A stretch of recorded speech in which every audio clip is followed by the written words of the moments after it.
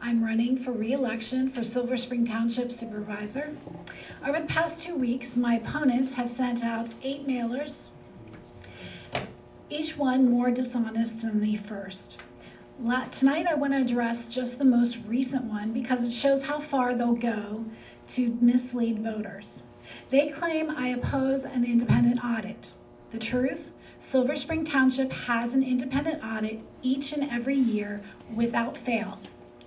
There's no need to waste taxpayer dollars to have a duplicate audit for political theater.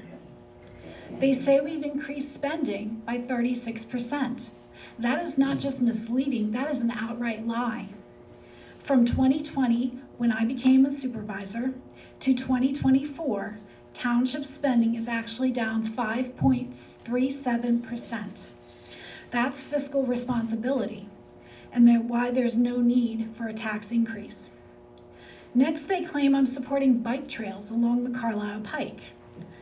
There has been no discussion and no vote on bike trails for the Carlisle Pike. That would be ridiculous. That would be completely unsafe. Then comes the biggest lie of all, that I paved the way for a 1.2 million square foot warehouse. Let's talk about what really happened, and let's also talk about Mr. Donald Sokolowski. In 2014, Don submitted the demolition request for the Bell Tavern on behalf of his employer, developer Mark DeSanto of Triple Crown Corporation. In 2018, when the board voted to oppose the school district's attempted taking of farmland, Mr. Sokolowski was the only vote against defending the McCormick Farm.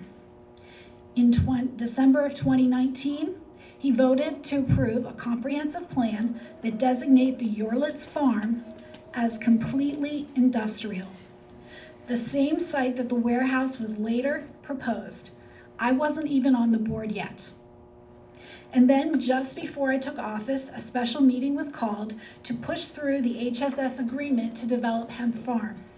I asked the board to table the agreement so the public could review it and so that I could offer amendments once I was in office. Don made the motion to approve the deal anyway. Fortunately, that motion failed, but that told me all I needed to know. He had no interest in transparency and no interest in listening to residents. Again and again, Mr. Sokolowski has chosen the interests of developers over residents, and there's no reason to believe that's going to change. And that warehouse I referred to earlier, in 2024, I voted to block that 1.2 million square foot warehouse they accuse me of supporting. So why am I being targeted?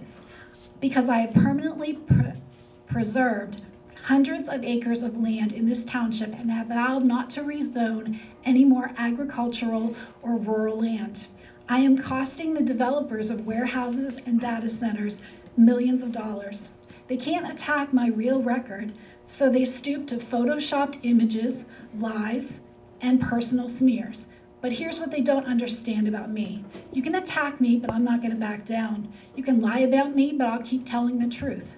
I will never stop fighting for the residents of Silver Spring Township. I will never stop standing up to developers.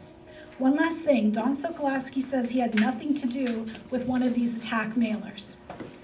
This is my mailer. I paid for it myself. No political action committee had anything to do with it. And every word in every sentence was approved by me before it went to the printer.